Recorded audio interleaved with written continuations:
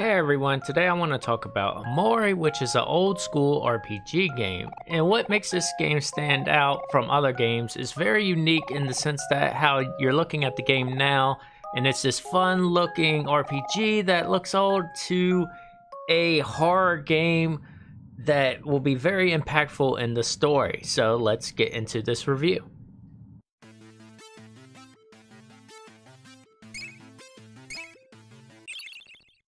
Before I really get dived into this, I want to give two warnings.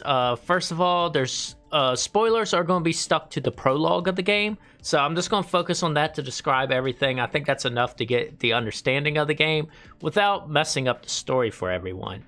Also, this game is a psychological horror game, which it starts with a warning to let you know that, to not be tricked by the look of the overall cuteness of the game, to know that this game has some dark topics. So if you're not a fan of this, I wouldn't recommend continuing watching this, but I'm not going to dive too much into there, but be ready when you play this game.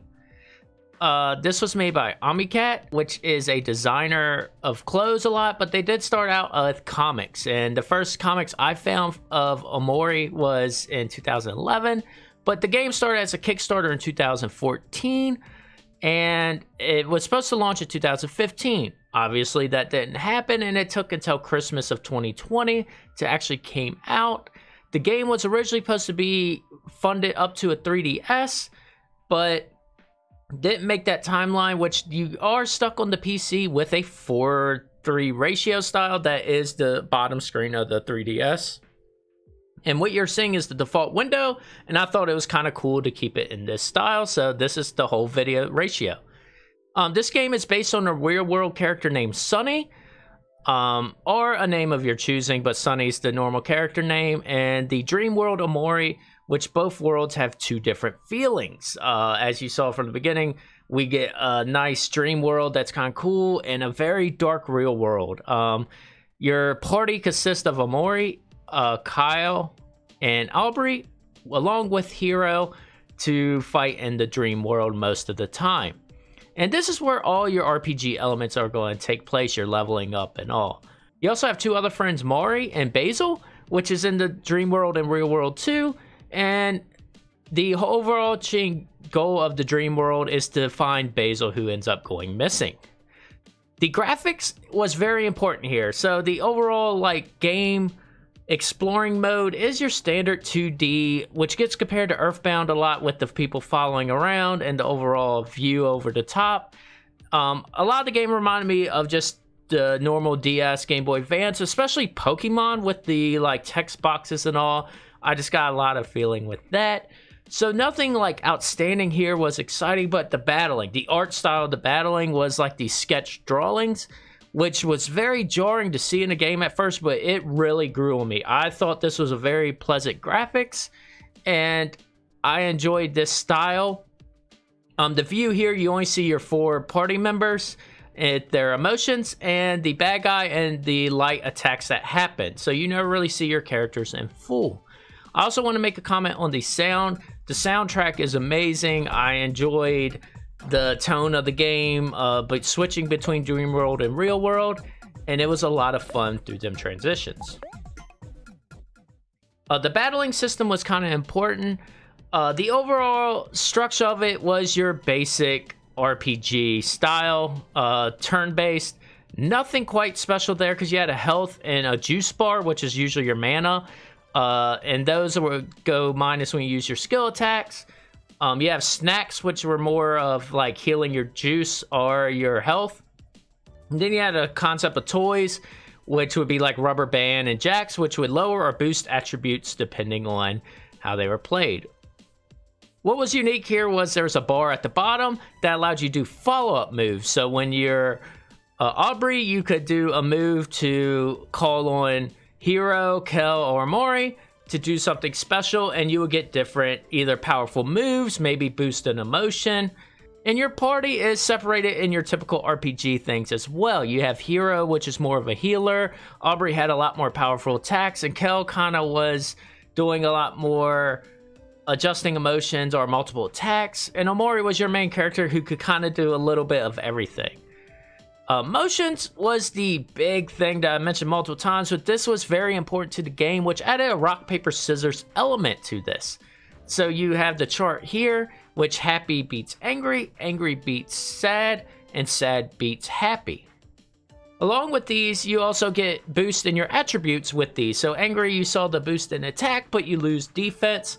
And what you could do is cast emotions on the enemies. They will have emotions and they can cast on you. And with some interactions and other items, you can change the emotions of your party to invoke powerful attacks. So if you had a sad bad guy, it would be ideal to make your party more angry. And each of these emotions had 3 levels to them. So for example, you had sad, depressed, and miserable. And these would boost more and more the more you double up or triple up on these emotions. Another cool feature was, instead of follow-up when you're Omori, you have a energy release when that bottom bar hits 10. And this will launch an all-out attack of your party members against the enemy, which usually only comes up in boss battles. And this did a lot of damage. So it's ideal to do this during the boss battles. The game also featured a lot of side quests, which I missed a lot of them, I found out, after looking at strategy guides after beating the game. But it does have a lot of replayability there, and plus there's multiple endings in the game to make you replay as well. So kind of to dive more into this story and horror game, so people always kind of ask, psychological horror, what's this? There's not many jump scares. A lot of times there's questions this. There's some scenes, and it was mostly kind of in the beginning. Actually, the prologue had more of them that would make you startle a little bit, but then you kind of get the feel of the game, and they kind of slow that down a little bit. So it's kind of gets you tense at the beginning and then get you involved with the story. And that's what is designed to be the horror, is the topic matter here, and it does a really good job. I was recommended this game because I'm a big fan of Doki Doki Literature Club, which I talked many times during our podcast, and this game fit the recommendation a lot for me. I enjoyed finding out the real world information a lot. So that's where your bulk of the story is going to take place, while the dream world is very important to the story, but it's a little weird to figure it out because you're experiencing a more happy environment. And then while you play the game, you figure out where this comes important.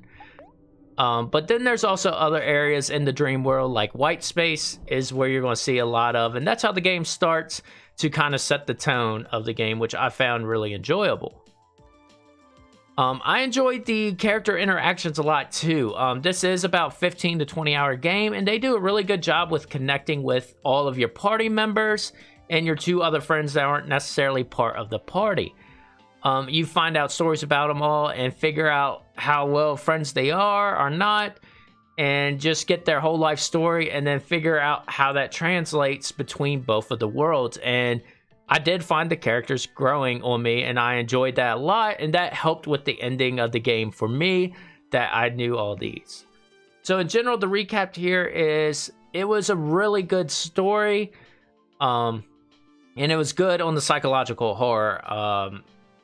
It's coming to console in the future, but I would really recommend this probably as a Switch game, since it is like this ratio. I don't know if they're going to stretch it out to 16:9 on the consoles.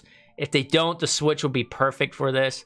The graphics were really unique, and I enjoyed them a lot. It was a great twist. I never even heard of Omocat until this game, and I really appreciate the artwork they do over there. So it made me look up the shirts, which I found out they make Doki Doki shirts as well, but I probably will buy a Omori shirt because of this game. I like the added emotion system and follow-ups that were different from the normal RPG. And I like the kind of throwback style of the game. This was made with RPG Maker, and it just fit like the overall theme. The things I wasn't too big on, I didn't like the Dreamworld story near the end because I wouldn't say it became dull. It was just you get so invested in the real world story that you kind of want to continue that. But then you find little tidbits in the Dreamworld that are important. So it's like, that kind of dwelled on it where it's like, I'm ready to get back to the real world. I don't want to be in the dream world. And overall, the battle system is just built on top of, but the core of the game is your normal RPG, so don't expect a whole lot there if you're thinking that's going to change the world. And it could be frustrating if you don't do a little bit of grinding. I got to a point I had to do some grinding in the levels. Max level's 50 in this game, but I did have to slow it down a little bit to get the grinding to make my life a lot easier, because I noticed boss fights were getting really, really hard the further I was going. But I did enjoy all the boss fights. So overall, this is a 4.5 out of 5 for me. I will remember this game a lot. It had a very big impact. I really enjoyed this story, and I will not forget this game because it was really good overall. It had some downfalls with just the battle system not being that brand new, but overall that story made up for it, and I really enjoyed this game, and I highly recommend it. These psychological horror games with the positive sides as them as well is very good. If you did play Doki Doki Literature Club, this would be a game that would be up your alley a lot. And I hope you check out this game. If it doesn't affect you at all, please read the warning I did have at the beginning. If you have any questions, that will give you a step of where the game's going. And I tried really hard not to spoil much, other than what the game will show you at the beginning. So I hope you enjoyed this review, and let me know in the comments if you played this game, or if there's something you want to learn more about the game. Just let me know. Thank you for your time. Peace.